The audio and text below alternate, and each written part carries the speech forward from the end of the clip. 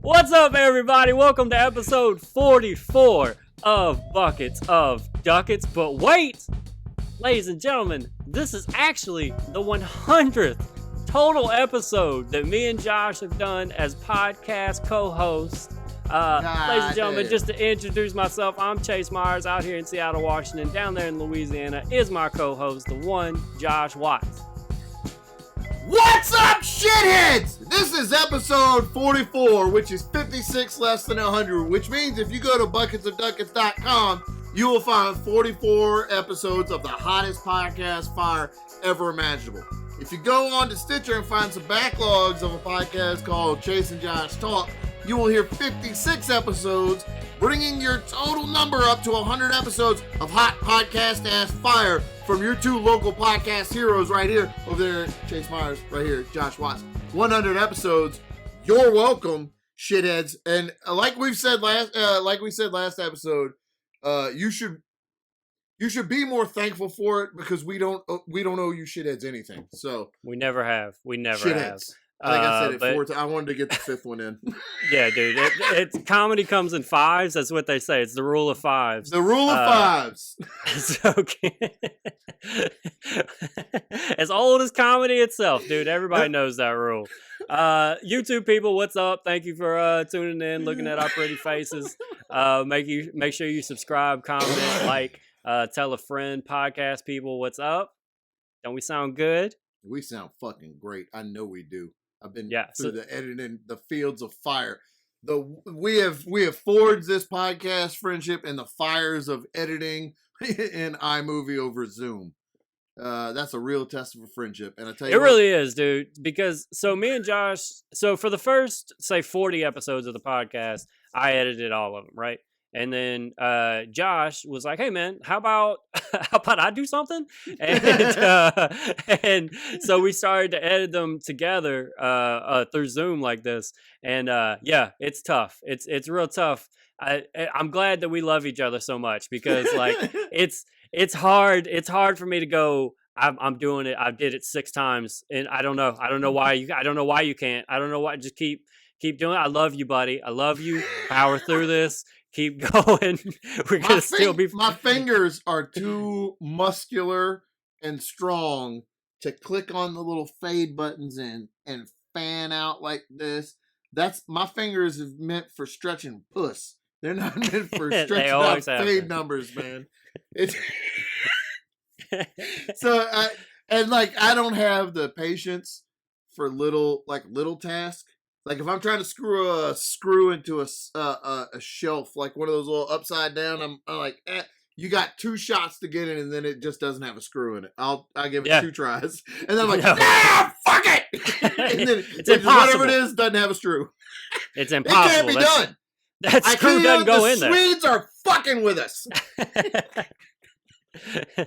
They set that up with their little Swedish fingers to make us look like assholes, and I'm not falling for it. Oh, hey, guess what, Chase?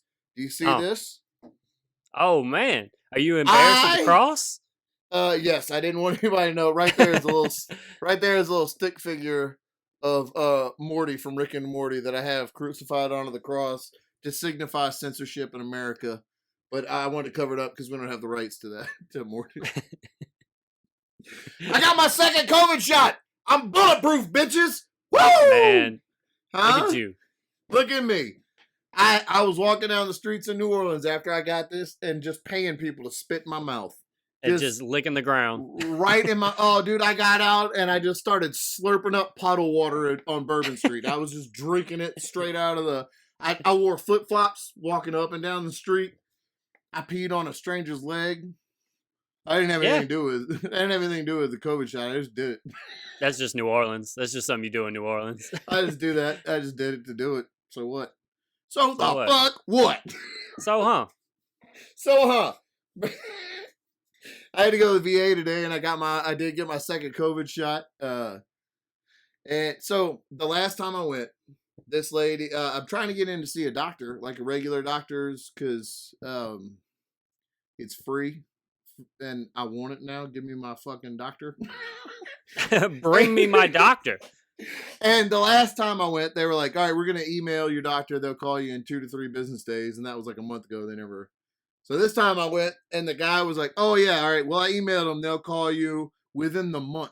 And I was like, all right, this last time I had a really great experience with the VA. And this time I was like, oh, that's right. This is way more. All right, I get it now. But then a guy just came up, was like, hey, I overheard you in the eligibility office. And he was like, so you didn't use the VA for years and you're just coming back for the COVID shot? And I said, yeah. And he said, oh, I'm part of the outreach and we're trying to bring veterans back in that are only coming in for the COVID shot, like finding out why you left VA and coming back. And I was like, well, I can't get a fucking doctor's appointment. 1, 2. I had no fucking respect around here. That's number 1. 2, and number 3, little motherfuckers like you just walk up, think they can talk in my face like this. Or how come? Who's that? I don't even know who that is. Why are they sitting over there in a chair looking at me right now? Oh, dude, and I tell you what, I don't like that the vending machine over there doesn't got Red Bull. How about that? That's what you can do for me, motherfucker. Write that down. Write that down. Tell him that. Tell him that. Run tell that. Run tell that. See what happens. See some stuff don't change up in here. Okay? But get some goddamn Red Bull. Let's get some energy up in this motherfucker. And stop staring at me.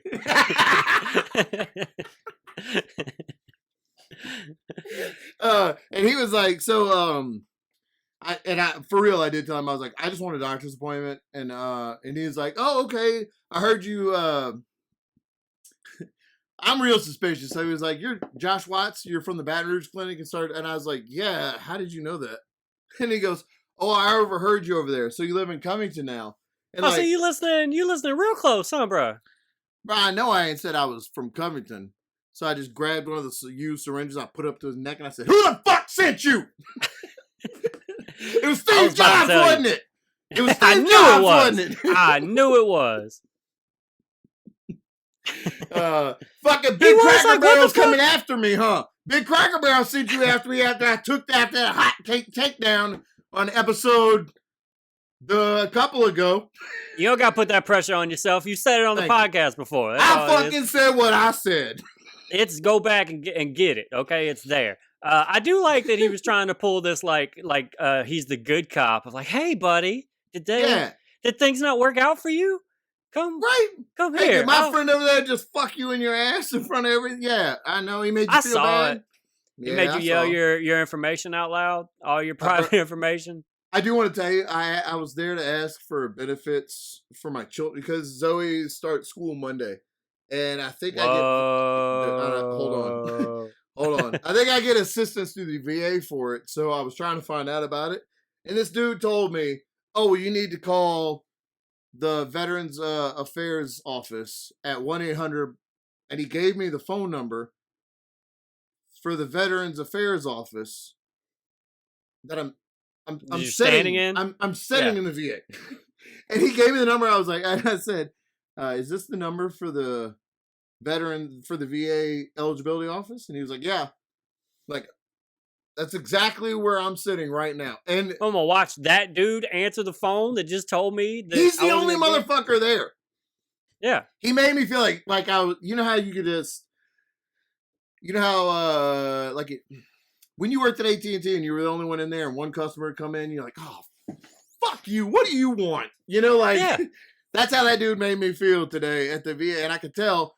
And when he gave me, I am in the VA eligibility office to ask about eligibility questions. And he gives me the 1-800 number that will put me on hold for 45 minutes to transfer me directly back to the office that I'm fucking sitting in. And I had every intent. Michelle was in the car with the kids, or I would have sat right there in his desk, right in front of him, and dialed that number and waited until it cycled me through to him right in front of me. Because that's what it would have done. It would have called him. Anyway, fuck that dude. Where was I going? I hit him with a broom handle. Right. I slammed his head and locked the door. Right? Yeah. So the guy was like, oh, you want a doctor's appointment? Where at? And I said, the Slidell office. And this dude looked me straight in the face and he goes, okay, now Slidell is 4 female doctors. Do you have a problem seeing a female doctor? And I said, no. Should I? I said, she's a doctor. She's a doctor, right? A doctor is a doctor, right? Like, she is a doctor. And he was like, oh yeah, they're all doctors. And I was like, yeah. Yeah, No, I want to see a doctor. I just want to see a doctor. Yeah, I don't. But it was such, all right. So it was such a weird, I keep shaking everything. That caught me off guard. I had asked that. So talking about AT&T, I had one time working there, a guy came in and one of my like female coworkers greeted him, hey, what can I help you with? And he wouldn't talk to her because she was a woman. It was like, no, I'd rather see a man. Like as if I know more about AT&T because I got. As if you're not an idiot, right? Yeah, like I'm a fucking asshole over here, bro. Like, hey, I'm dumb, bud. Dude, you're doing way better with her. Trust me. I actually though I did say he tried to come to me and I said no. I was like no. I was like she'll help you, and he fucking I think he left. I don't remember. I remember if she ended up helping, but I was like I'm not. No, fuck off, dude. That's insane. But the guy asked me that. There was a table of women right in front of me that were about to give me shots. But I for real have never thought about it. And I for real, I just said, I mean, she is a doctor, right? Then a doctor is a doctor. I don't care.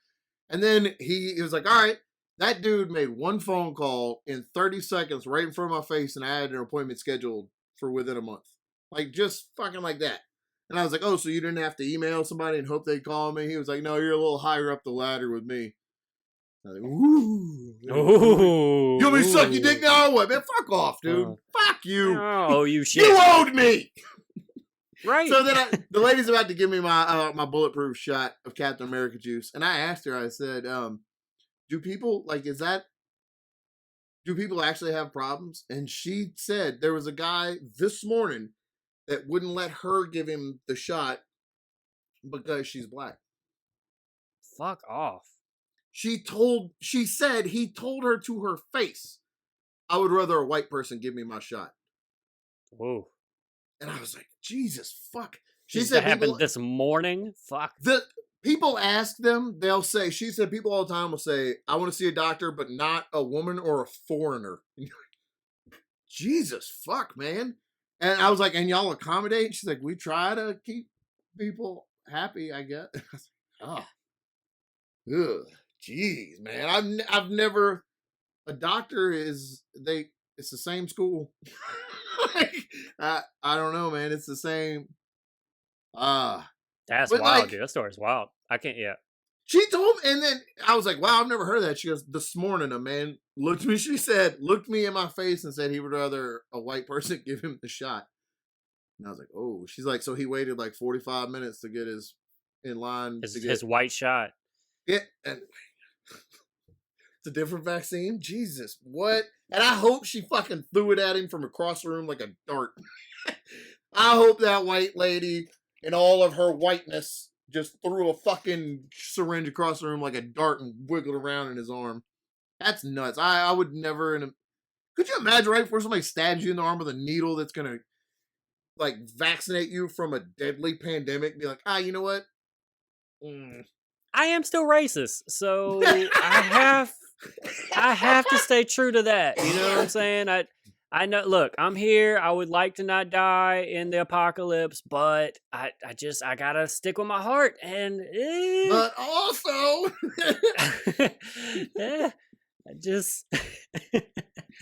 I do the opposite. I do the exact opposite. When I walked in the VA this morning, I just started screaming. I was like, "There's too many white people in here. I don't like it. If I want to go to a cracker factory, I'd go to Nabisco, motherfuckers. Get out, out. And then I just start throwing motherfuckers out. But that was me. I've seen you do it. I'm Captain Progressive. That's what they call me in the VA. They don't like to talk, but I'm Captain Progressive. My shield is just a translator. I just carry a translator around my forearm. Hey man.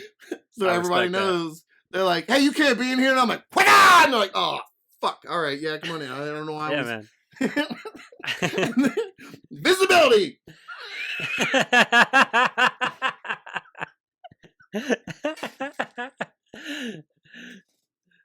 I'm I'm bulletproof though. COVID can't take me down, and I get Captain Progressive. Thank you, Captain Progressive, for all that you do. Trans rights, human rights. Love it, dude. That was a Saturday morning cartoon. Dude, there's nothing on more than Captain Progressive with a trans woman as a shield. Woo! Could you imagine the action figures? We would make so much fucking money that we would donate to exactly to organizations that bully people who are anti-trans. It's the foundations we start. So it's still aggressive. So it still matches us. Mm-hmm. But it's like it's actually us all around. We just like bully people for what we believe is good good reasons. Which makes us good people. We believe in the reasons we bully people, so obviously we're the good guys. I've said it always has like 4 times. I don't know why I've got caught, and it just keeps it fits so well with everything after you said. I'm like, oh, it just always has done that. I know nobody else is gonna notice that except for me, but Jesus Christ, I hate myself. So I did a show at a golf course this week, yesterday. Bro, I'm working 9-hour shifts at the warehouse. I'm doing 2 podcasts a week. I'm fucking performing. I did 45 minutes clean. Just gave it to their butts. Just right, dude, right at them. Everybody who's seen Chase Myers live knows that you have that 25-minute sodomy bit. If you can't do that, you did 45 minutes clean without your 25-minute ass fucking bit. I found a way to do it clean. It turns out. Did you leave the kids out of it? The kids out of it too? If you give everything cutesy names, you can say whatever you want. Like, that's the way it is. So, whenever I was poking them in the bum, you were taking a dark trip up Satan's alley. Taking a dark trip up Satan's alley. That means sodomizing them in the butthole. In the butthole.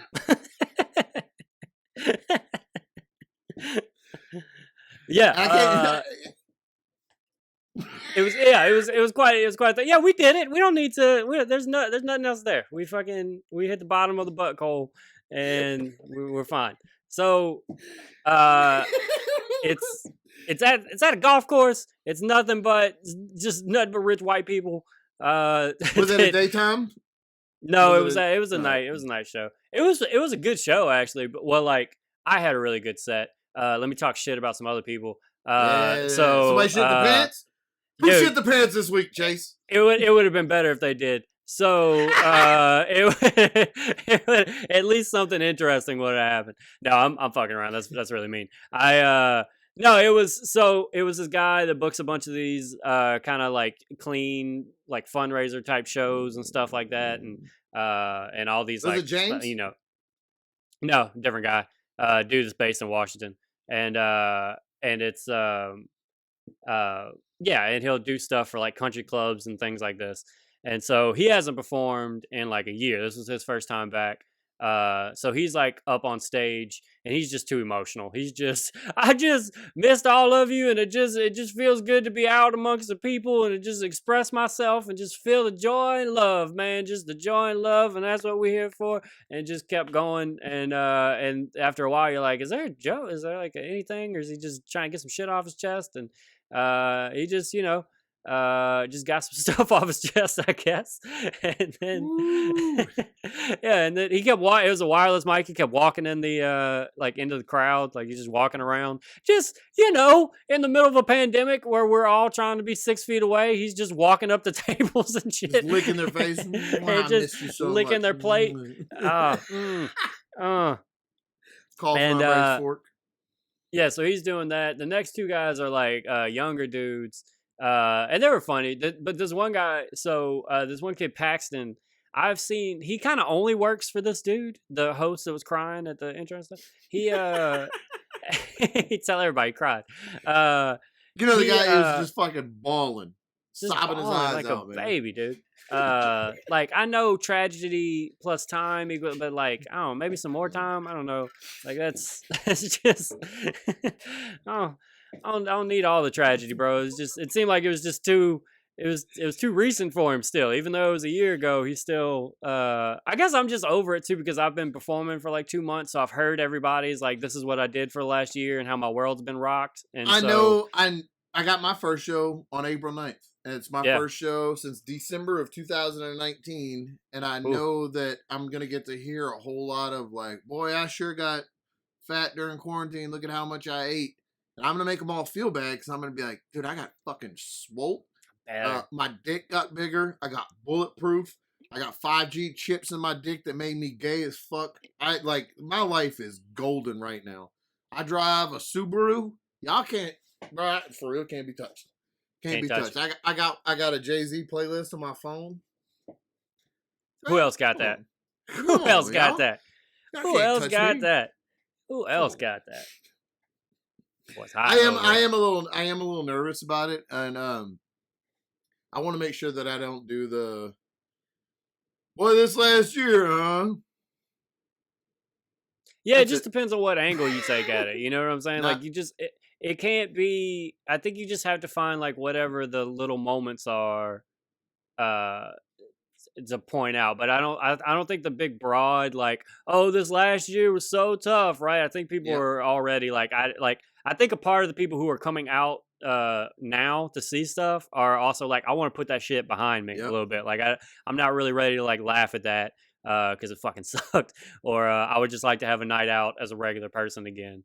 I'm gonna start. I think I'm gonna go like real broad, aggressive, and confrontational, but not about politics. I'm gonna say, hey guys, I'm Josh, blah blah blah, and then I'm gonna look at somebody in the crowd and go, oh hey, you know what that bitch said to you about you earlier before the show? She told me, right? Her right there. That lady right there said about you right there that you got doo-doo in your pants right now. And then she's just saying, what? That's what the streets are saying. That's what that lady said. And then I'm going to see if they start fighting. Then that lady's going to jump up and be like, I have a colostomy bag, so you shouldn't be talking about me like that. And then guess what? The whole time they've been fighting, nobody's been looking up on the stage. And guess what? Handsome, muscular, rugged Josh Watts isn't on stage anymore. Guess who is? Captain Progressive. Oh, shit, huh? Oh, I didn't even know. Colostomy bag visibility. You're welcome, Lafayette. Woo! And then I fly off with a handicap sign.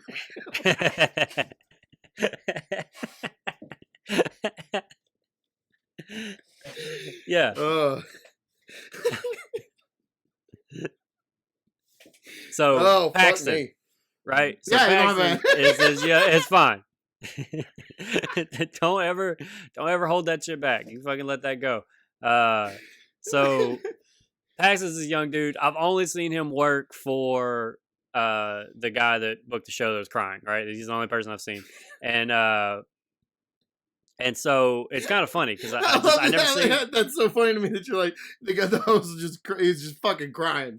He just won't stop. Just fucking emotional, telling me how much he loves me and stuff. Like, bro, I love you. Let's do some comedy, man. I'm fucking like, I know it's been tough, but look, we're at the finish. We're doing comedy. We're back, dude. Like, why we gotta be sad here too? Been sad for a year. Now on Happy Celebration Show Day, we gotta be sad today too. What the fuck? Like, no, let's have a good time. Let's tell a goddamn joke. Let's tell a couple of them. How about that? Let's see if we can make a room of people that came out during the pandemic laugh. How about let's try that? Let's give that a shot, maybe. And so Paxton is this young fucking like 20-year-old kid. And I think I've seen every set he's ever done, and he's slow. He's improving, right? It's crazy. I seen him at like 18. I'm pretty sure his first time on stage, he wore like a suit. His parents were there. It was, yeah. I've been doing comedy a decade. My parents have never once watched me perform. Not one time. That's wild.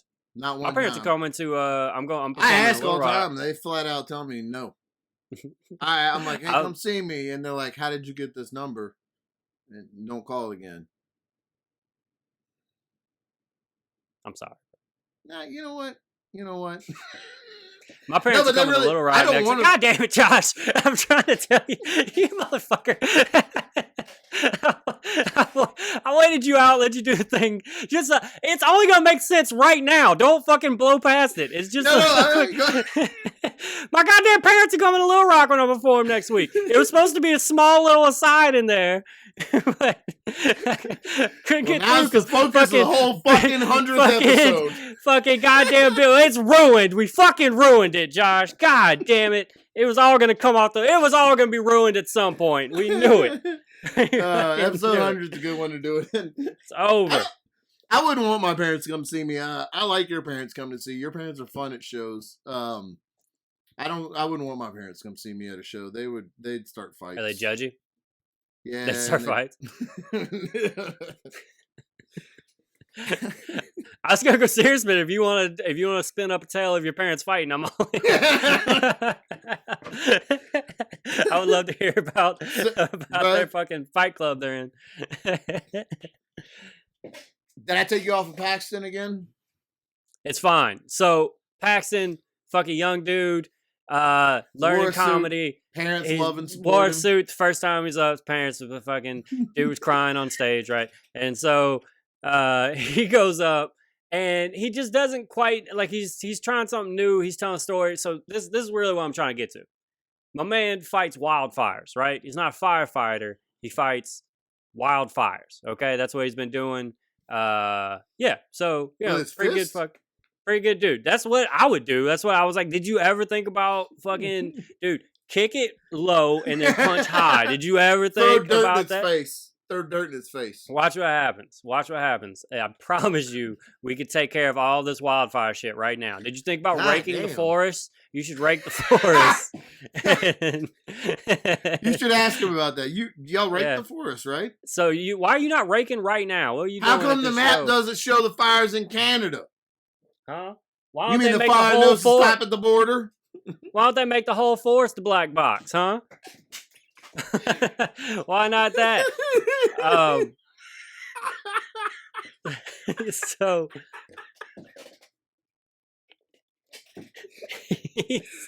he's telling his sad story now. He wants to talk about he saw Chris crying. He's jealous, and so goddamn, I was trying not to say his name the whole time. His fucking name's Chris. He's fucking that's who hosts his goddamn show. Whatever. We'll never edit that out now. Now that I've gotten it's in there. And realized what it takes. That's in there forever. It's in there. Never so edit fucking anything out.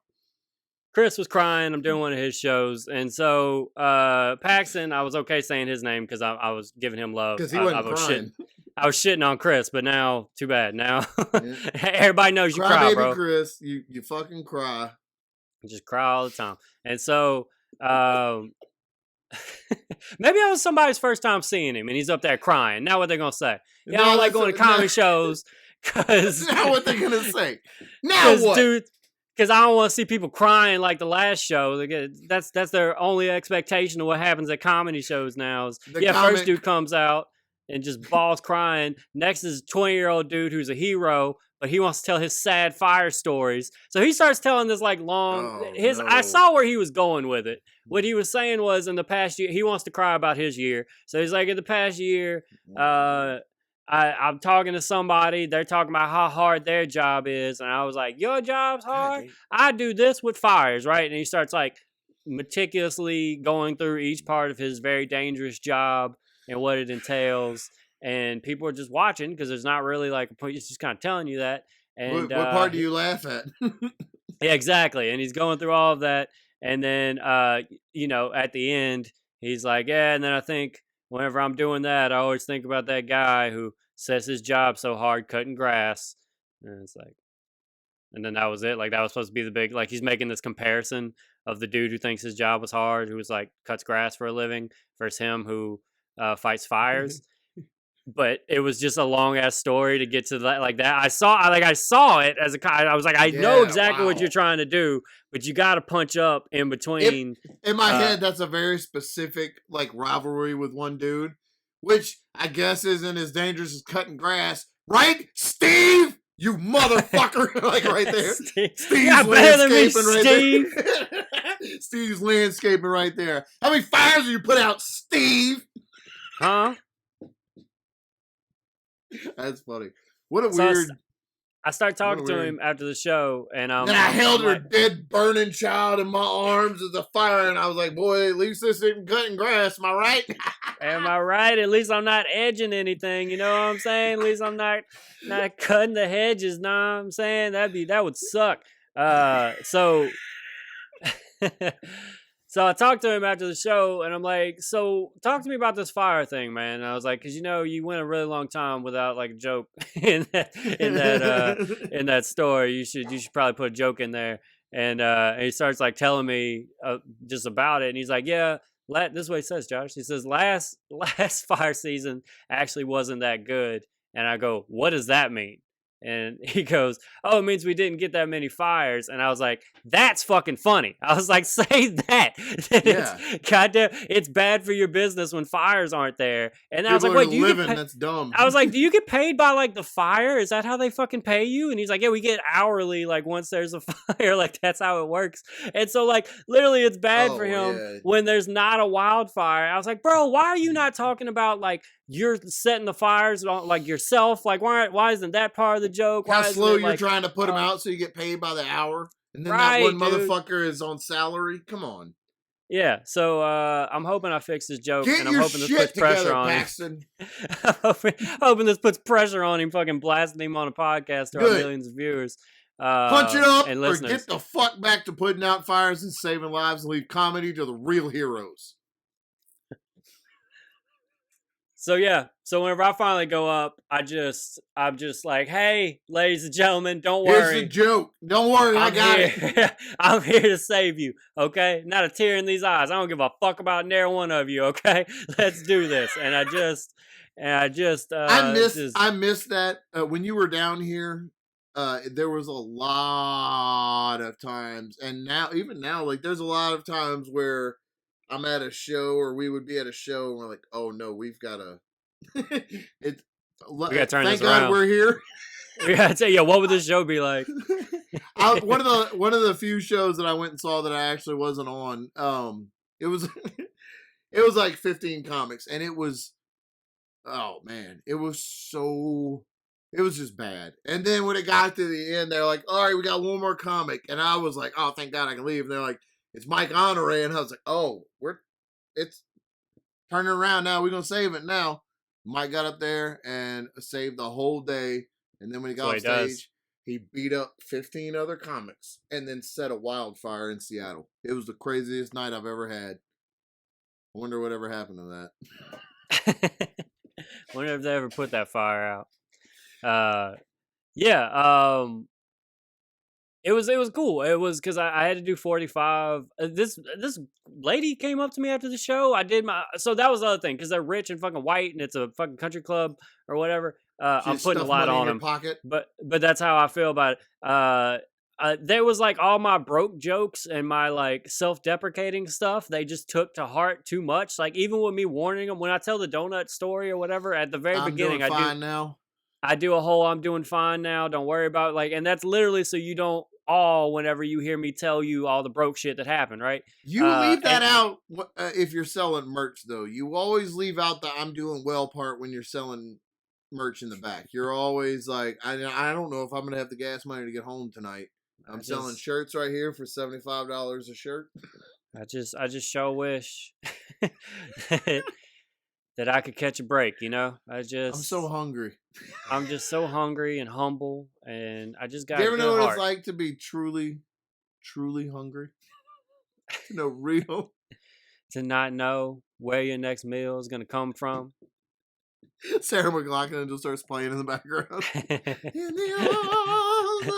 So the host brings me a puppy, just holding a puppy.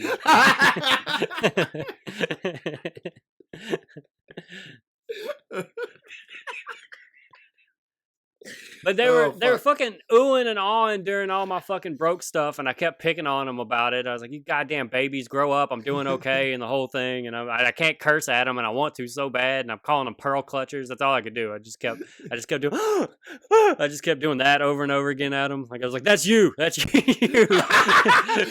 That's you right now, you dumb fuck. You dumb dummies." Because I can't curse at them. You sillies. You bunch of sillies out there. You bunch of silly gooses. bunch of silly gooses offended by language and fucking. So, I get through the set, fucking destroy, applause break, standing ovation, everybody Yeah. sucking my dick. People throwing their titties, women throwing their titties at you. I know. Took them off, threw them right at me. I'm catching them in my mouth. I'm juggling titties. I'm doing a whole bunch of stuff. I'm doing soccer, like dribbling, where I'm just like hitting it up and down. It's like a normal Chase Myers show. That's how it's nothing new here. And, Chase requests that every woman that comes to his shows wears a gym sock in their underwear like a tampon. So when they really appreciate the joke he's done, they can take it out and throw it at him. Right? Yeah. Everybody knows that about you. That's I want all that juices in the sock when you throw it at me. That's what I want. All that hard pussy juice. All that hard puss juice that my words just created. I want you to throw it. I want to see my work. You know what I'm saying? I want to see. We're some fucking monsters. I don't We're know not why. great. We're not great. I mean, it's not a good look. Some of the ways we portray ourselves. But guess what? Guess what? Y'all gonna have to come up with another way besides COVID to bring me down. Now I'm fucking bulletproof. You can't. You can sit there. Boom. You can sit there and act like your pussies ain't hard and your dicks ain't wet, but I know they are. Okay, so what are we talking about here? I mean, what are we really talking about? COVID fuel can't melt this steel beam. Huh? Huh? Huh? Huh? That's a free one.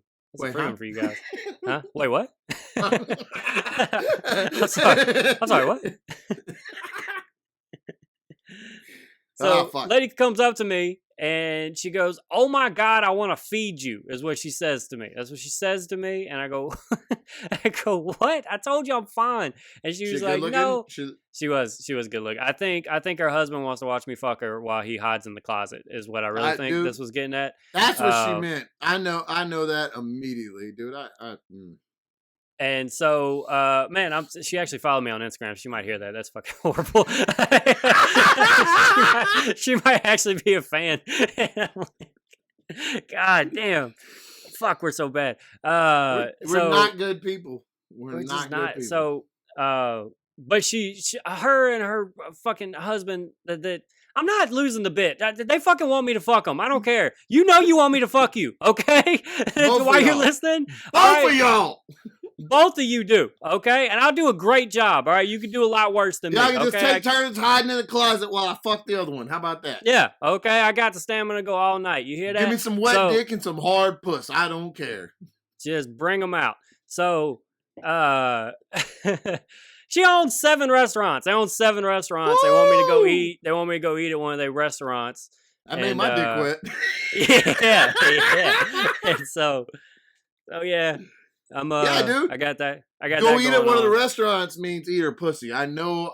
Dude, if I've ever heard an invitation for puss munching, look, if you Google muff diving right now, the first thing it's gonna pull up is sometimes referred to as "come eat at my restaurant." I got 7 of them. It's the whole thing. I hope everybody on here Googles muff diving. I just want to Google, like, wait, why are people Googling muff diving? Is something happening with? What's going on? Now Biden's president, so they're not like, did Trump say something about muff diving? I know, right? They're like, where did this come from? It came from the most popular podcast on YouTube and in all podcast streaming platforms. Josh, we've done 100 of these things. 100 goddamn Can you believe that? No. I want to do something fun. I want to look through. So you can't actually listen to the old Chase and Josh talk show. It's not there. But if you subscribe to the feed, you can still see the feed. Yeah. If so you email us, we'll send you DVDs of every episode on cassette. We have a best of episode. We have a best of DVD. We have a commentary DVD where we comment on our podcast while we listen to the podcast. Yeah. We've taken those DVDs and put them on the cassette, so it's not real. The audio is not great. We've lost a lot of money. We really need to. We put a lot of money into Betamax machines that did not need to be put in 2018. Well, look, we took a lot of ducats out of our buckets, and oof, it's not good. So our first ever episode happened on February 26, 2014. That is 2 years to the day before my daughter was born. Your That daughter's is birthday. fucking crazy, man. Yep. 2014. I remember, I'm sure we've talked about it on here, but do you remember it was like a 3-day weekend? You didn't sleep over, but you basically did while we stayed upstairs and tried to iron out what we wanted our podcast to be. Just 3 days of us locked in that room. Well, I lived like a minute away. I lived like a street over. So like, I would just stay there. It was a good time for America, honestly. It was the best the economy was fucking booming.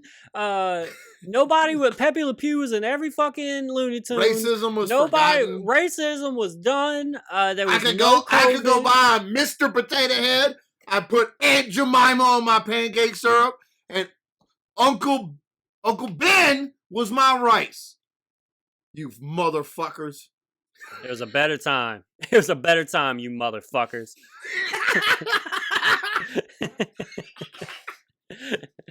I could go back there right now, I would. Jesus Christ. What did you do to America? What did you do to music, and what did you do to America? The fuck y'all did? That's an inside joke. What the fuck y'all done to music? I'm sure. So we definitely talked about that on one of these episodes. Just a real quick. Yeah, we did a show in Pensacola, Florida. Just horrible dog shit comics. It was just me, Mike Honoré were there. Like we were the killers. Me, you, Mike Honoré. I'm pretty sure Matt Brown was there too. If not, Matt Brown. Yeah, Dookie had black news. Dookie was in the building, and everybody from Florida was garbage. They're all garbage. One the dude host went set up on the stage, like it was a. Remember, it wasn't a stage because it was just like a bar. It's just a bar. The host sat behind you while you did your set, just right there on the stage in a fucking steel chair, right just behind you. Not really paying attention either. Like writing in his notebook and stuff the whole time. I don't know why he wasn't about to tell a new joke. And so. He goes up and he's doing the old man thing about how the world's fucking ruined because new people have new taste and why isn't everything like how I liked it whenever I was a kid. And but he clearly doesn't understand shit because he goes, "What y'all do to music? Y'all ruin music. Justin Timberlake got a song called Dick in a Box. Oh, is that music now? Is that romantic to you now, ladies? What the fuck is a Lady Gaga? Oh yeah, what is a Lady Gaga? But yeah, as if Dick in a Box was a sincere, legit song. But also, at that time, Dick in a Box was 8 years old. Yeah. Even 8-9 years ago when this happened, it was already an 8-year-old song. And he was mad. What the fuck is a Lady Gaga? Dude, he was taking our generation to task, bro. He was fucking letting us have it. What the fuck is Justin Timberlake a dick in a box? Ladies, is that music now? That's what y'all like, dick in a box? That's romantic to y'all now? Y'all just do dicks in boxes, huh? Y'all like dicks in boxes? How about, can I get a pussy on a plate? How about I get a Grammy now? He didn't say that. If he had said that, I'd have laughed. Pussy on a plate. That'd actually been something. I'm putting it down. That was him. Put your hard pussy on a dinner plate for daddy. Woo! Dude, I'm getting a Grammy probably tomorrow. Probably. Put your hard pussy on a dinner plate for daddy. Dude, they'll probably have a Grammys tomorrow. They'll have a Grammys tomorrow. I've always been referred to as the genuine of my generation. Once again, they've always said that. It's always been the case. Okay, so February 26th, 2014. This is the description of our first episode. First off, it's just called Chase and Josh Talk. That's the name of the episode. In the first episode of Chase and Josh Talk, they talk about the podcast they wanted to do and why it'll never happen. Josh unloads his wrestling knowledge, and Chase has a problem with Ice Cube. I guess I had beef with Ice Cube back then. I find that hard to believe.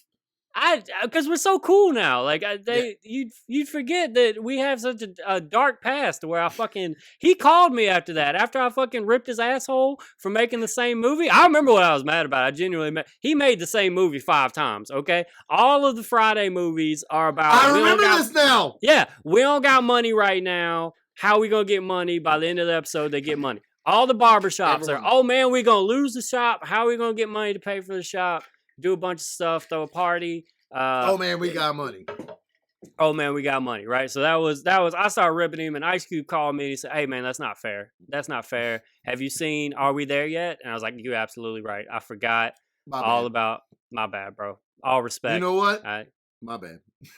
That is on me. That is on me. And it's, you know what? This is a long overdue apology on my side. Okay, it's been 7 years. Ice Cube, I think it's fair that I finally man up and say I'm sorry. I still got beef, Ice Cube. I still got. Oh, beef. I mean, oh, if you got beef, then we got beef. Fuck you, then, bro. How about that? How about fuck you? How about you write a movie that's not the same as other movies? How about that? How about that? How about that? Yeah, do you remember? I'm sure we talked about it here too, but do you remember the original podcast idea that we were going to do? I do. It was. There was like a couple versions of it, but we were going to do an episode. Like one episode was on a person. Like each episode was about one person. We would just talk about all of our experiences with them, I guess. And yeah, we were just going to do like highlights of like, man, Seth Rogen's great, right? This is what Seth Rogen's career's been like, and we're just going to talk about Seth Rogen. It ended up being us reading their IMDb and be like, and then he did Pineapple Express. You know, I saw that and it was funny. And then after that was, and it just like, and then we tried to do a little. Boy, I like Superbad. That's a real funny movie. That one. You remember that part where he was like, and funny. And I like good and funny movies.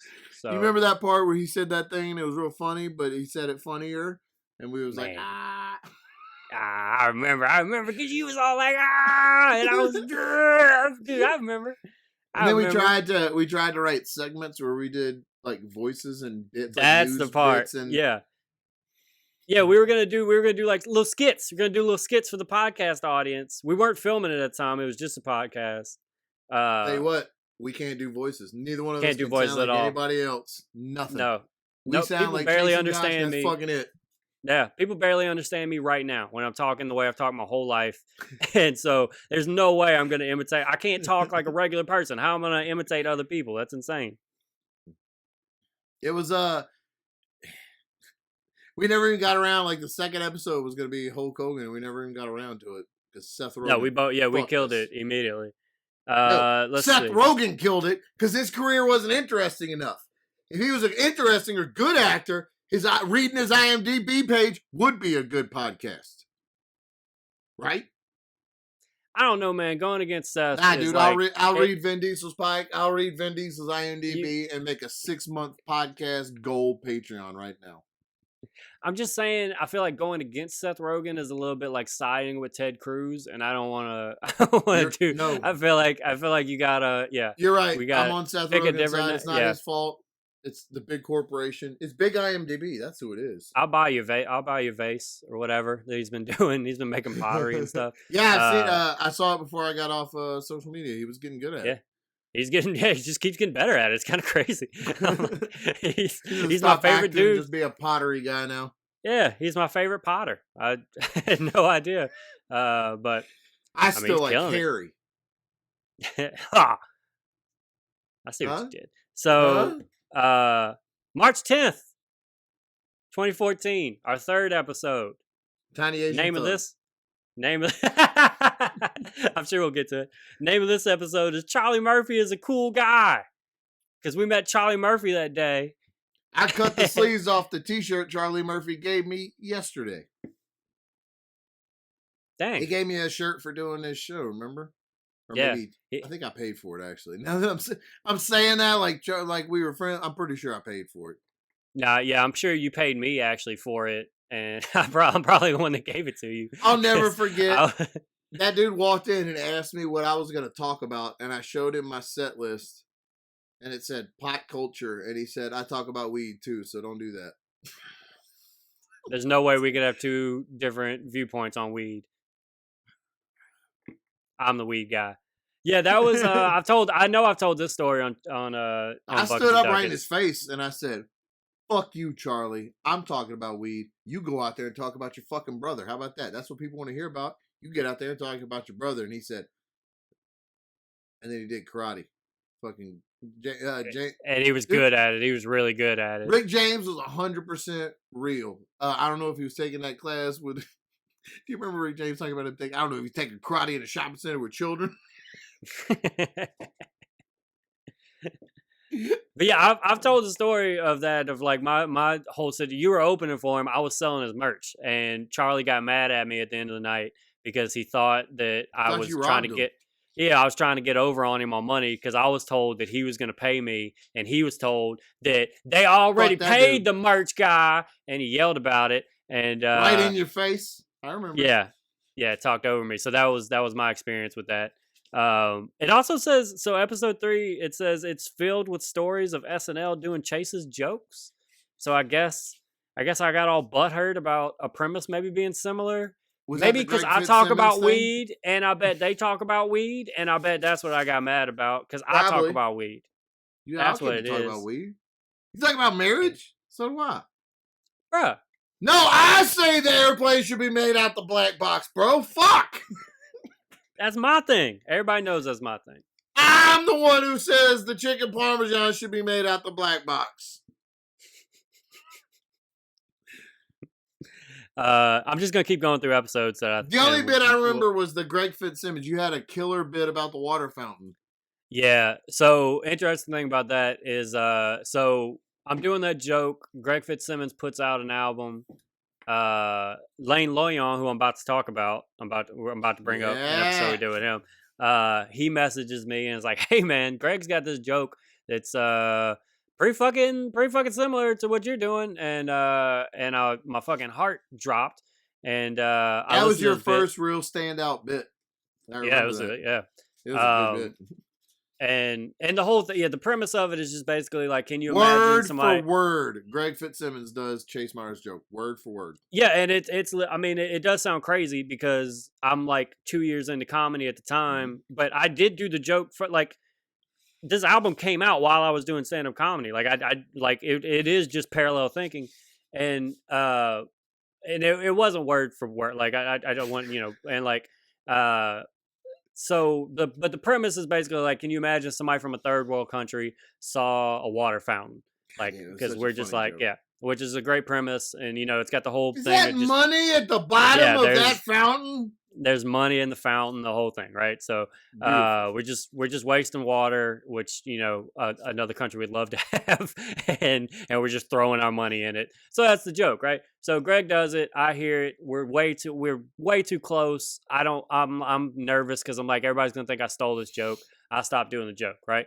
I moved out to Seattle 5 years ago. There's a comic out here, Mike Evans. He's doing the joke, and I'm like, oh shit, somebody else is doing this water fountain joke, right? Just parallel thinking again. I'm guessing, yeah, because he's got a kind of a different thing on it, and I like kind of told him, I was like, hey man, this is kind of weird, but I like tried to like walk him through, like, I did it, and then I heard somebody else do it, and I quit doing it, and so I don't know if you're like that, if you don't like to do a joke that somebody more famous is doing, like if that like that was how I kind of went at it with him, not of like, I think you stole that joke. What did he say? Mind your fucking business, bro. Yeah. Is that what he said? Yeah, but it didn't last long because I knocked his fucking ass out. So he's dead. He's DOA. I sent flowers to his mother, and so like a year and a half ago, somebody goes on Conan that I've never heard of, and he does the joke. And Chase Bonin, a friend of ours or a guy that we know, however we want to take that, every time I say that we're friends with somebody, Josh goes, "No, fuck that dude," and then I got to reverse. So I just however we feel, that's the dude's name. And I have no problem with Chase. He's a sweet dude, but I've never laughed harder at Jason Leonard, the guy who runs Lafayette Comedy, shits all over Chase every time he posts something on Facebook. And that used to be like one of my highlights of getting on Facebook, was Chase post something, and then like the first one or two comments is Jason Leonard just shitting all over it. Within 2 minutes. Oh God, I loved it. Chase is a funny dude though. I like Chase. Yeah. We did those shows with Jen Cobra together way back in the day. Oh, that's right. I always forget that. I think of him as a newer guy because he stopped for a while after that. Yeah, he started basically then, like 6-7 years ago, whenever that Jen Cobra like summer shows were, and then he stopped for a while, and then he just came back in the last like 3 or 4 years and started doing it like more consistently. So he messages me on Facebook. He tags me, actually, puts my fucking business out there, and he goes, "Hey man, isn't this your joke?" And he tags me in it. And then I have to go. I just at that point I just conceded. I was like, I guess this is actually a common premise. I don't. I guess more than one Was it people. somebody else? Who did he tag you in? Just the Conan It was video? just some dude that was on Conan. I had never heard of the comic, and I didn't. I don't even remember the name now. And so yeah, so I know four I don't like people the that have done snitch the tag joke. approach. I don't like the snitch tag approach. Yeah. Also, like, what type of reaction was I supposed to give? Was I supposed to be like, "He's fucking dead"? Like, fucking go find him? Like, like, how am I supposed to handle this? Dude fucking stole from you and did it on Conan. What you gonna do about it, bro? Like, I can't fucking bitch out. I gotta fucking be manly about it and talk about all the ass I'm gonna kick. Post a picture of you buying a plane ticket to go beat the shit out of him. Yeah, right. Yeah, I'm on it, bro. Got my shooters out there. Thanks for the heads up. So episode 4 of Chase and Josh Talk, I'm going to start skipping farther out, but this one I think is very funny. Lane Loyan, who was the first one to message me and tell me about Greg Fitzsimmons stealing my joke. This episode happened March 17th, 2014. At this point, we were still doing them weekly. We were still every week knocking them out. We're only into the 4th episode. Yeah, that trend changes very Real quickly. fast. Yes. Yeah, and so this one is called the After Dance Talk Party. Which is where we went. Lane Loyan was the first person that we he's a local comic, New Orleans guy now. Fucking hilarious. His mind is insane. He lives in Boulder. That's right. He moved now. to Colorado. I forgot. One of the funniest comics I've ever seen. His brain is not wired the way normal people's. He's absurd as hell. And I mean that in the best way possible. His brain's just not wired like normal. I've never seen anything like Lane. and yeah, I'm glad he moved to Colorado because he needs to be somewhere where he can be seen. Because like I think so too. Yeah, he should have moved. I mean, it looked like he was doing well in New Orleans, but I would say he should have moved 2 or 3 years ago. And so. Boy, I just love talking about other people's careers and their acts and how they could do it better. Because here's the thing about me: I just know everything. I know everything about comedy, and I make all the right decisions. So I can stand on this and talk about other people. So Lane decides that he wants to do a Ustream. You remember Ustream? That's what Ustream. Yeah, he gets a 30-day free trial on Ustream, and he decides he's going to just stream himself dancing every day for like 10 minutes. No, it's an hour. Was it that long? I didn't remember it being that long. For like an hour. Yes. Fuck. Like half so an hour. We thought. I mean, it was definitely a lot of songs. It was. I mean, it wasn't just like one song. We went to the kitchen and ate and came back and danced. Yeah, I remember there was a moment where you realized that it was live. Like you thought it was like. Yeah, I don't know what I was saying. If I remember correctly, you like went really hard for like the first like 10 seconds. Like you were kicking and punching and fucking going at it, and like doing like cartwheels and shit and breakdancing and stuff. And then you're like, whoo, fuck. And yeah, me and Lane were pacing ourselves. That was 4 a road trip, Josh. I wasn't gonna be dancing. Yeah, hard for that long. was we were different people at that time too. And so yeah, we thought. It was so much fucking fun though. God, that was fun. Yeah, we thought it'd be a good crossover is for him to be a guest on our podcast because we used to talk to other people. Me and Josh don't like to talk to people anymore. We literally just danced on his show for the whole time. Like we didn't. There's no talking. It's just a video in his living room, and we're just turn on and dance. It was fucking absurd and hilarious. That shit was funny. That's it. Yeah, we used to have guests. We don't realize nobody gives a shit about any of our friends. They did. They had their own podcast. We're like living Sour Patch Kids. Yeah, dude. Like sweet for a minute. And what have y'all done for me lately? We'll fucking take you out. Yeah, we had some. We started having more guests. Our friends that we mentioned a lot on the show. Mike Honore was on some episodes in April. Dookie Hypotenuse. Matt Brown. He was on our episode. We used to do a thing where we would, if it was longer than an hour, we would make it like 2 parts, and so that way we didn't have to record every week. And so there's like a part 1 and part 2 of each of those interviews that we did. Interviews. I will say though, some of the hardest that I've ever laughed in my life, and some of the most fun I've ever had.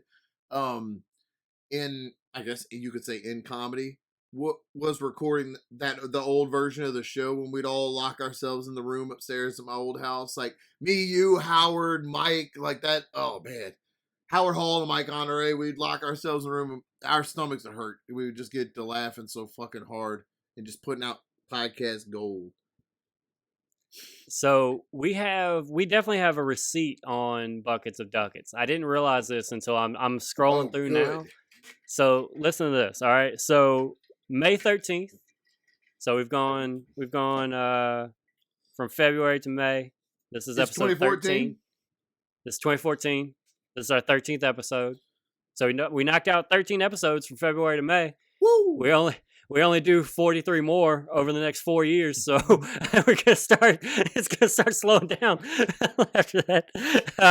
But this is the famed Trouble in Paradise episode where fake. Bro, what a fucking crazy episode. Me and Josh decided that we did a musical. We did like a whole drama musical episode. This is the episode of all the episodes on the old show that I wish I could find. I'm gonna dig through. I still have my old laptop, and there might be a chance that it's saved to something on there. So I want to go look it up. But yeah, this was all born from our friend Matt Brown. Tried to be on our podcast, and I wasn't there, and so you and him recorded something together. I tried to watch the movie Frozen and riff about it. Right. And I got all upset because Chase Myers is not on Chase and Josh Talk. And so I'm like, we're not fucking putting that out. And then I was like, we could do something fun with it after I calmed down and decided, hey, we're comedians. Maybe we could do, comedy about this. Maybe that's what we could do. And so I invite Mike Honore over. We watch a basketball game. We do a podcast together. So now we have two. We have Josh and Matt, and we have Chase and Mike. And so we do there's a whole rift between the two of us, and we've created our own separate podcast. Yeah, we break up in the beginning of the episode. Up. We have an argument at the beginning of the podcast. Yeah. And what was funny was it actually, so we were like, we'll just turn the mics on. We'll figure something out. You called me a quarter-sleeved piece of shit. I'll never forget it because my tattoo was new. And you said, you come in here, something, you quarter-sleeve piece of shit. Yeah, man. Sometimes you just say what you see and say piece of shit at the end, and it just works out. That's all it worked out. I still remember that. You sleeveless piece of shit, and just I'll never forget it now. I'll remember mohawk wearing motherfucker. You just keep going. You big beard bitch. That's all you gotta do. All right, bro. Hey, say what you're looking. I'm sorry. It started to feel good to me. I apologize. I know. That's why I don't like it. You old pompadour grease looking motherfucker. Coming at me. We're about to spin ourselves back into breaking up.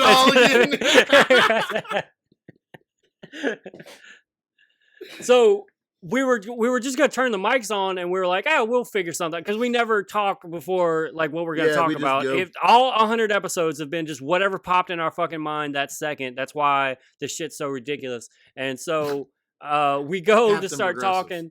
Yeah, and that was in his mind. That we didn't have a meeting before. We didn't go, what if you're like a superhero that's like really progressive and your shield is a trans woman? What if dude, that'd be really fun. We should do that. That's not what happened. Josh is a lunatic, and we here at Buckets of Duckets, we give each other the freedom to be that, okay, and express ourselves that way. So we turn the mics on. We expect just to come across something, and legit in life, your phone goes off, and that used to make me so mad whenever so mad phones about it. So your phone goes off, and I get to have a real moment of going at you about having your phone go off. So it sounded real as shit at the beginning. Yeah. It sounded like a legit fight, and then we go off. We do our separate podcasts with two, but you hear those podcasts, and neither one of them work. Neither one of them work. We realize it's not going to work. We sing songs to each other about how we should get back together. Josh famously says Buckets of Duckets in one of his songs. We could make money. And then I'm playing an acoustic song. If we got back together, we could make money. We'd make so much money. Buckets of Duckets! I don't know if I've laughed as hard as that. That and like us watching backyard wrestling videos are like as hard as I've ever laughed is whenever you fucking belted out buckets of ducats. And so do you remember we did, almost had to re-edit that because we both laughed so hard at the Buckets of Duckets line, but we had to do so many takes of the music. Because we kept cracking up. And that's the thing, too, is also with the music, we didn't fucking write anything. We just kind of like, Josh would just start strumming on the guitar, and then we would just start making up stuff. So, yeah, it was a million takes. It took so much. We put so much production into that episode. It was funny. That was a really, I was proud of that episode. Yeah, it's definitely my favorite episode of the thing. But this is why I say that we have receipts, is because we did that episode May 13th, 2014. Obviously, we have the receipt because you mentioned Buckets of Duckets on there. But we go ahead and name the next episode Buckets of Duckets and realize, that should be the name of our show. And let's see. We did talk about. I remember we talked about changing it around that time, but we had already done all the logos. We had ordered those. I still have a box of 1,000 business cards for Chase and Josh Talk on Vistaprint in that fucking closet. With those animated pictures of us that Robin did for us, Robin Riedlinger. Yeah, Robin did a lot of our art back then. Great guy. He listens still listens to this bullshit. Can you believe that? Still listens. I can't, man. Let's see. 100 episodes in, he's still listening. Still here. Still the one. We're still the one. July 4th, 2014. I just thought this title was interesting, so I clicked on it. It says, should we talk about this? What? Yeah, which one is that? What controversy are we getting into? So, this is our 19th episode. So from February to July, we knocked out 19 episodes. I'm really starting to realize how much we tailed off at the end, because I didn't realize how much we were actually pretty legit these first few months. And then it just... Because the way we were, harder for us to keep up with it than when we were hanging out all day, every day. I was at your house every day, and for some reason we couldn't. we couldn't go. I think there is something to the fact of us not seeing each other every day, because like once you tell each other a story, you don't want to then relive it whenever you do it on the podcast. So I think there was a little bit of us like being too familiar with each other that it was hard. I have to stop myself every week from texting you with something, because I want to save it to tell you on here for all these shitheads to get their dicks wet and pussies hard too. Exactly. So, episode 19. I wonder what that was. I wonder what it was that we shouldn't talk about. Well, here's the description. I don't know when the first episode. You mentioned him earlier, Tiny Asian Thug. I don't know when was the first episode, but on this it says you get a Tiny Asian Thug update. We talk about an awkward comedy situation we saw, so that must be the should we talk about this. And Transformers wasn't that good according to Josh and the world. Is what it says on So, I guess let's talk about Tiny Asian Thug right quick. Yeah, Tiny Asian Thug was in my head, before you actually remind me of it. I don't remember much from our podcast, our old episode. Before I started editing the show, I could listen to it as if I had never heard it before and respond to stuff you say the same way I responded on the show and not remember. Yeah. I very, very clearly remember you telling me stories of Tiny Asian Thug. In my head, before you correct me, in my head, little guy, kind of muscular, no shirt. He always had on jean shorts and a pit bull when you worked at that smoke shop. Yes. I would be in there by myself, and this fucking dude would just bust in the door with his pit bull and be like, "What's up, son? What up, bro? What's up, man?" Like we were best friends. And then he would haggle with me over fucking prices of shit, and we would just sit there and argue with each other every goddamn day. But yeah, he would just bust in and be like, "Look at my puppy, bro! Check out my pup!" Like we were long lost friends. And he would like one time we got into it because he was like, I don't even remember what he was buying. Whatever he was buying was like $10, right? And I was like, yeah, it's $10. I'll ring it up, and it's like, with tax, it's $11 or whatever the fuck. And he was like, "Nah, bro, you said $10. I was like, "We gotta pay tax, dude. It's fucking, that's what it is." He's like, "Nah, man, I'm real. You pay, it's $10. I was like, "Well, you be as real as you want. It's fucking $11.25 or whatever it is. I don't care." I do remember that. Yeah, and we got this. We like fucking went back and forth about it, and then finally, I think I ended up like we just fucking yelling so much that I ended up just being like, "Fucking fine, just give me the goddamn $10. Get the fuck out of here, whatever." And then right whenever he walked out, the fucking owner walked up, who's like fucking huge as shit. He's like 6'7", and I like a little kid. I was like, "Ooh, that's him right there. That's the bad man right there. Go get him. There you go, right there." He only gave me $10. He was in here talking bullshit. Tell him all that bullshit he was talking, and I just hid behind him and watched a tiny Asian dude yell at a huge fucking black guy. And it was good times. That dude would just show up in my life for a couple months while I was stuck in the smoke shop. I think if I remember right, the awkward comedy story, and I'm not gonna give this sack of shit any more credit by mentioning his name on here, but somebody said too goddamn much on stage and almost got their jaw rocked by me at a comedy show. And I'm wondering if it's that early though, because that story had something to do with your daughter, and your daughter wasn't born yet. Oh yeah, I guess. All right. Remember? So I'm wondering what we did here. But yeah, that definitely comes up at some point, because there's like full episodes where we were just talking shit about that dude. That's the other thing about the old show. We talk about people on this show, but on that show we would go at people. Yeah. We were fucking going at people we saw every week. I tried to apologize to that dude later for almost punching him in the face and throwing him over a table or whatever. And he told me, "Yeah, we'll be cool. I just want you to delete that episode because you talk about me." And I was like, "Well, I mean, you're like 10 minutes of an hour and a half episode, and also I don't know how to delete." So no. Also, Chase is not doing that. Nah, bro. Nah. We said you bitch. We said it. I listened to it. I said what I said. And then still felt like I should put it out. So clearly I feel confident in it. It's staying out there. And now that you've told me I should take that episode down, I'm kind of feeling like we were even more right. I'm posting it again. Motherfucker. I'm posting it again. I'm posting it twice. The next 3 episodes is that episode. If Chase finds that episode, if Chase finds anything on his old laptop, we'll put it up and I'll fucking tag that. I'll call that dude on Zoom and let him listen to that episode while we stare him right in his stupid fucking face. All right, September 29th. Chase didn't say he was on board. He's on board though. I'm on board. Right, I'm definitely on board. We'll stare that motherfucker in his dead eyes. I go down with the team. Oh, I was about to say this one. This one doesn't have a good detail. I was about to say, because this one's called "Don't Call It a Callback," which is a really good line. It's all the description says Matt Brown's back, Doogie Hypotenuse is back, but that's his line. I forget he says that in that podcast. It was really fucking funny. Let's see. Let's go to the end of the year. Let's go to the end of 2014. December 15th, 2014. This is our episode. This is 29 episodes. So from February to December, we actually cranked out 29 episodes. Jesus Christ, do we fall off? Your heroes There's a are back point where to it's like one. It's like 2 years between one. Yeah. Your heroes are back to talk. Hey, we were still calling each other heroes back then. Your hero, because we always been heroes. Yeah, we've always your been heroes are back. Your heroes are back to talk surgeries, the worst show they ever did, and British people.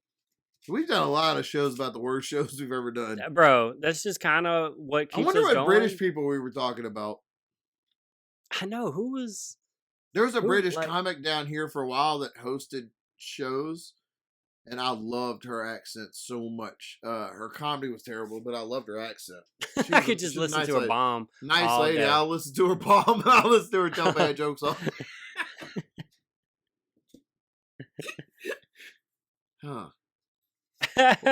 Okay, so I'm starting to see where it happens. So in January we do 2 episodes. So January 2015. But then in March, so we go from January to March is the next episode. March 16th, 2015. This episode is called On Some Disrespectful Shit. We just put curses in the fucking titles and stuff, man. God damn, dude, we didn't care. Like, just no marketing at it whatsoever. Just getting shit. Shit would get pulled down immediately now. And it just says, the description just says, we're back after a disrespectful amount of time off. Which is only 2 months. We get much more. Oh boy, does it get worse. That's really funny. Let's see. On my podcast app, it still has like the newest episodes of all the shows you're subscribed to. And when I scroll all the way down to the bottom of it, it says sponsored by Complex, and it's like the last episode of our show. Yeah, baby. Uh, okay, so this one's a reference to your math joke. So I wonder if do you remember Oh. if you started doing that math bit like at the beginning of the last show, Oh or yeah, do yeah. you Oh, I you definitely did did it at towards. you did it from episode 1 or I don't know if it was very first, but early on. I I mean, I did know you do it. did it. I know you did it for a long time. I just can't remember. So the reason why I say that is because episode 40 is called 22 more than 18. I wonder if we go to episode 40 of this episode if you did the same math. That'd be hilarious. Probably. uh, your heroes are back to talk about alleged pot candy. Bro, we've been the same people We ain't never changed. forever. We ain't never been. That What was, I'm learning is I think, we might have just re-recorded all of our Chase and Josh talk show. Is that what we've been doing this whole time? I By the think way, that Chase and was. Josh talk show is better than Chase and Josh talk. Oh That's a man, better title. There's yeah, so it is. Chase and it's Josh so much talk better. show. We didn't think it through. I mean, we were putting fucking shit, and I think you put titty ass bitch in one of the titles for an episode. Oh, I I think we called absolutely it. I skipped over that one. I was gonna try to not have that. I think be- that episode was where we did that show and with Jen Kober, and that was the first time I'd ever had edible. Because she came from Okay. California where they were legal, and she's like, "Hey, here's Oh some yeah, gummy she just bears." had like a bag of just like they looked like Jolly Ranchers. Like she just like gummy Jolly bears. Ranchers. She and gave stuff. us. Yeah. She gave me 3, and she was like, "Here's 3," and she turned around and said something to somebody, and then turned around to tell me, "Don't eat all of them at once if you've never done one." And I was chewing all 3 of them, and then like 45 minutes later, I had to go on stage in front of Jen Kober and try to be funny. First time I'd ever had edibles, and I had way too. I fucking love Jen Kober. She's so great. I miss her. I miss seeing her and doing shit around her in her orbit. We also talked about horrible hosts. Do we do that? I don't know if we do that. You want to be there. Don't apologize to the crowd for being there. Don't even don't though tell them I you're gonna spent get through the this first together. If don't cry, don't shit your pants. Don't cry. That's what I was about to say. I spent 10 minutes on this very episode going, this crybaby bitch who's hosting my show. One of my favorite episodes a couple of back is this guy hosting the show just kept shitting his pants the whole time he was up there trying to host. He just shitting his pants over and over and over.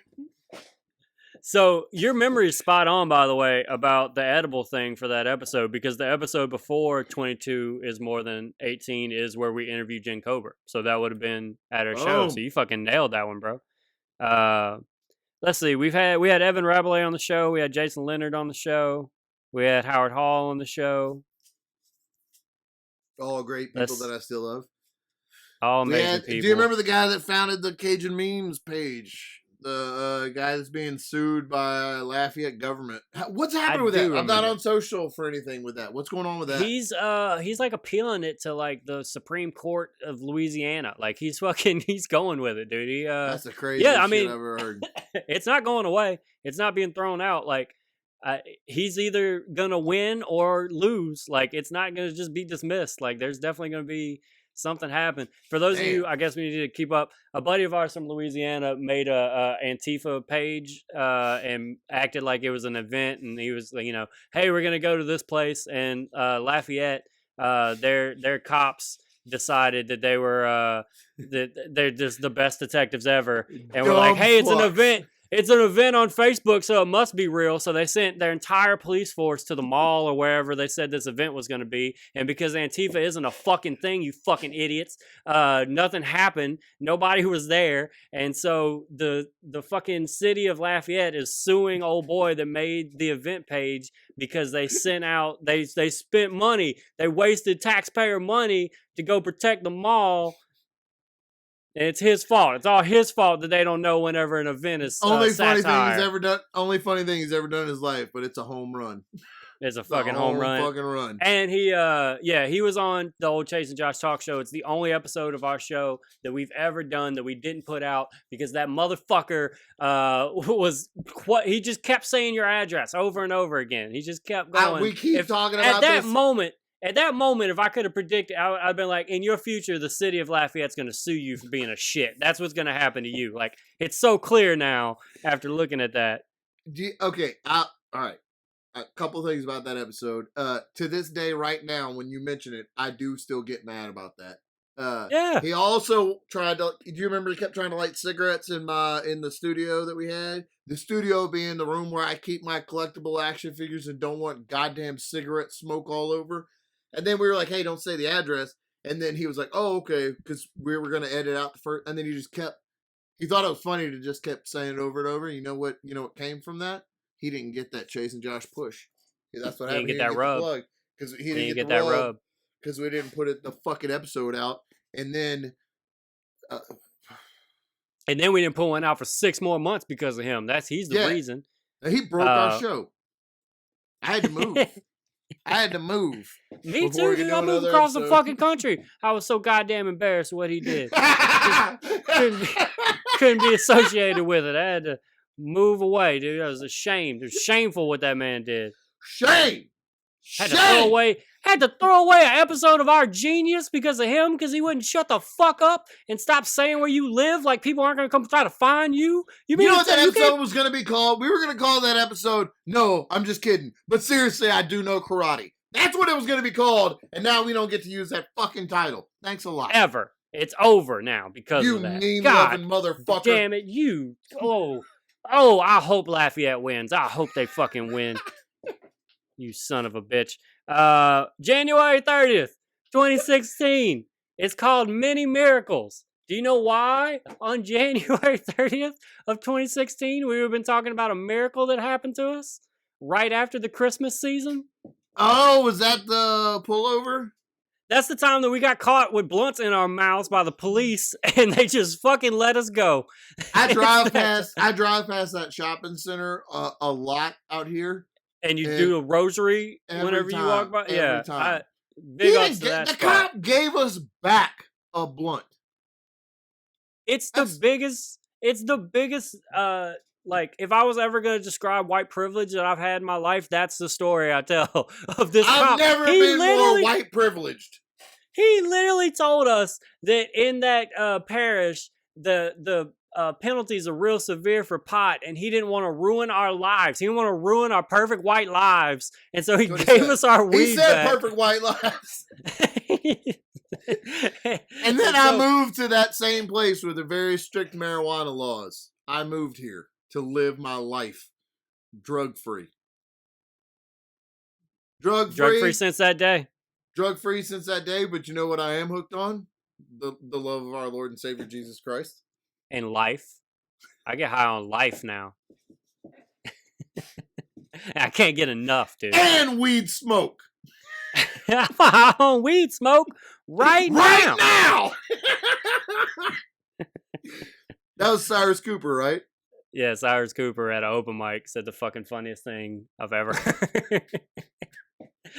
Cyrus, are you high? I'm high on weed smoke right now. God damn it, that was so fucking funny. Let's see. We're getting towards the end here. I just want to point out a couple more, and then we can wrap it up. For our big 100 episode look back, we interviewed Von Veon, who's great, hilarious. All right, do you remember? Michelle and I still talk about that episode. Oh yeah, I love Vaughn to death. Vaughn is 75 pounds soaking wet with the 25-pound brick in his hand, like easily. And he was very nervous when he came over because my dog Lou, 160, 175 pound Mastador, was barking a lot. And we told Vaughn when he barks at you, just stare him in his eyes really hard, because dogs, that's how they understand respect and dominance. So if he starts barking at you aggressively, you just stare at him really hard. And Vaughn was almost eaten like 8 times that day. Oh, dude. I don't know how he survived that interview. Because Lou, your dog, is not like, he will eat you. Like, he will. And he was easily 3 times Vaughn's weight. I miss Vaughn. I hope I see him at one of the shows soon. Yeah. I was happy. He came out here to visit. He was with me in Coos Bay, remember? Yeah, whenever that's right. When we did that episode. If you go back to that episode, he's the motherfucker not interrupting the whole goddamn episode. Morgan Wright. Yeah. Whole fucking episode dancing in the back doing a fucking jig like he's filming a fucking Just music look video at back me. there. Everybody look at me. Moving Hey, around. look at I me. got I'm friends with important Chase things to Myers. do. Yeah. I gotta walk over here and grab something Yeah. over here, and then I'm gonna walk back because And then look right at the camera. Yeah. You big fucking Morgan, that's crybaby. you. That's you. That's you, Morgan. Baby. You big baby. I've always thought that's funny. Yeah, that's you. That's you. That's what you sound like. That's not me. That's you. I'm just doing what you sound like. Exactly what you sound like. February 18th, 2016. This is our 47th episode. So in 2 years we did 47 episodes. That's right a now, week before Zoe was born. Yeah, February 18th. Yeah. This one we interviewed. Do you remember when we did that? This one's called Leather Pants and CDs, and we interviewed Matt Ward and Grady Ray. Do you remember how much we liked Grady Ray and not Matt Ward? I fucking love Grady. I still love I'm not holding Grady. back punches now. We fucking talk shit forever. All right. I want to, I don't remember. So 100% honesty. I don't remember Matt Ward being on that pod. I remember Grady. I'm still friends with Grady. He was an Air Force Security Forces guy, just like me. So we hit that off. And I just love him. Love that dude. His name's Jason. Real name. Love that guy.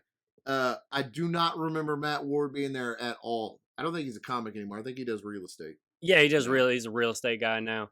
Yeah, he was like real, just like acting like he was better than what was happening, which was kind of annoying me. Because he was a touring comic, but I mean, you were still doing the same open mic. You just yeah, you went were just last closing on the my same open shows mic. we did, Yeah, and right. and yeah, and he reached out to us. He wanted to do the local podcast, so I didn't want him on the fucking show. I don't and remember so this he at all. Yeah, so he did our show, and he just like didn't really give, like, I just remember it just not flowing well. Like he didn't really give good answers. He, like Grady was just more interesting. Grady still gives me shit because I have so much Superman stuff in the house, and there's a big fucking mosquito. There's a mosquito, and I'm getting there. You go, you motherfucker. Grady still makes fun of me for all my Superman stuff. Like when I was on social media, he'd make fun of every Superman thing I posted. I don't remember Matt Ward being in the room with us at all for any of that. But I remember him being like he was too good. I do remember the attitude. And I'll tell you where that attitude got him, right into the real estate industry. That's where it got him. Come to my house, act like you too big to sit at my dinner table and eat. After you ask me for food, you can get the fuck back out in the forest and go hungry, motherfucker. Why don't you go sell some condos? You ain't telling jokes, are you? One of my biggest regrets is so like I'm saying I don't remember him at all. It's fine. So like a year or two later, he came back through and he did Evan Rabelais' old room, the listening party show. Oh, and show. Yeah, it was in the back of a record store, and he starts his set off by not coming out from behind the curtain. He just just talks on the mic from behind the curtain. And in the moment, I told some other comics, I was like, dude, it'd be fucking hilarious if we just took the whole audience and just left. If we just all just walked over, like, because, you could just walk into the record store part. I was like, we should all just go to the record store part. But I didn't know, I was like too nervous to do it. Like, and I didn't know how he would react. I thought he might actually get mad. But I just thought it'd be so fucking funny if after he was doing his fucking alt comedy bullshit where he's hiding behind a curtain and doing his jokes, like, wouldn't it be funny if I didn't make any interaction with him? I just made everybody really uncomfortable, told my jokes from behind the curtain as if I was there. And so I talked to him after the show. I was like, dude, whenever you did that, I wanted to fucking get rid of the crowd so bad. And he was like, bro, you should have fucking did it. It was hilarious. And I to this day, I'm like, I can't wait for the next alt weirdo to try to do this bit. I'm getting rid of the whole crowd. We're all walking out. The Deadbeats of Comedy. Next time the Deadbeats of Comedy come out on tour, we'll go to whatever Edgar Allan Poe bar they're doing their comedy at. All right. So July 22nd, 2016 is this is where things I could see this is where things start to change. Yeah, it's already like 4 months. It's already like 4 months. I have a newborn. This is episode 51. This is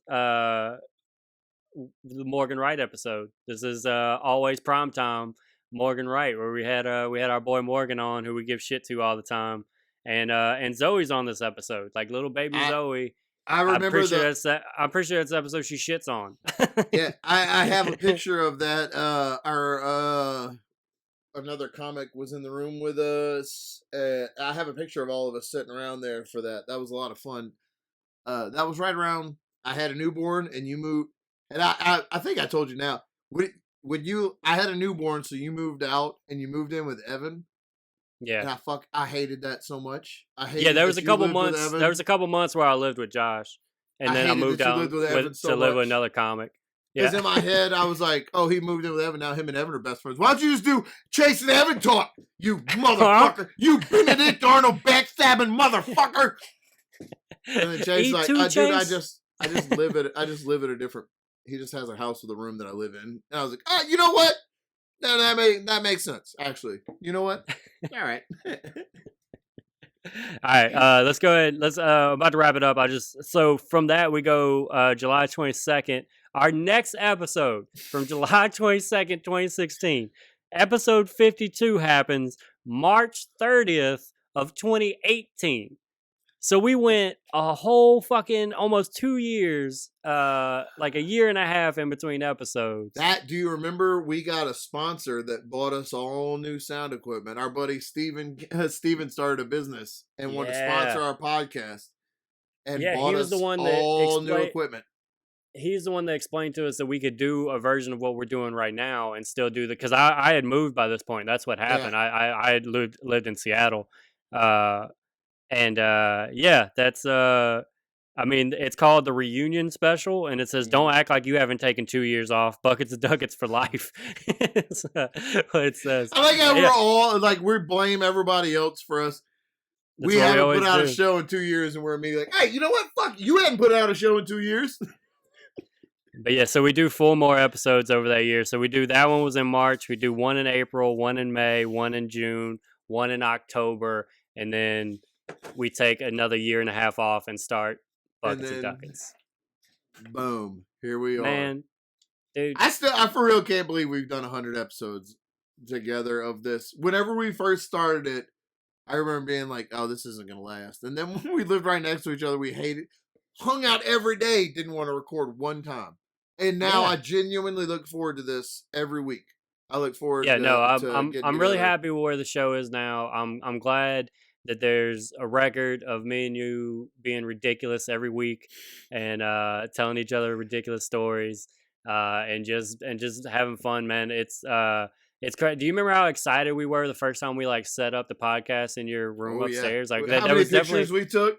There was like a moment where we were like, "Holy fuck, dude, we're gonna do a podcast!" Like in 2014 when we started Chase and Josh Talk, like having a podcast meant like we were fucking it, dude. Like we were everybody thought we were the shit. Like, I mean, they weren't wrong. But everybody they thought that because of the podcast, not just because of we are. Yeah. Oh man, that was such good times. I think that's a good point to get out of here. Did you want to add anything? Do research for next week. I have become obsessed with YouTube videos about police impersonators and fake police being arrested or confronted by real police. So all you shitheads out there in Ducket Land, I want you to go look up Jeremy DeWitt on YouTube. Because next week, the whole hour is going to be specifically about these videos that I've fallen into and can't get enough of. Jeremy DeWitt. Look him up on YouTube, and we're going to talk about it next week, and it's going to make my dick so wet. Let's do 100 more episodes, Chase. Let's do it, man. Let's do more musical episodes, though. We need to do a new musical episode for sure. That has to happen.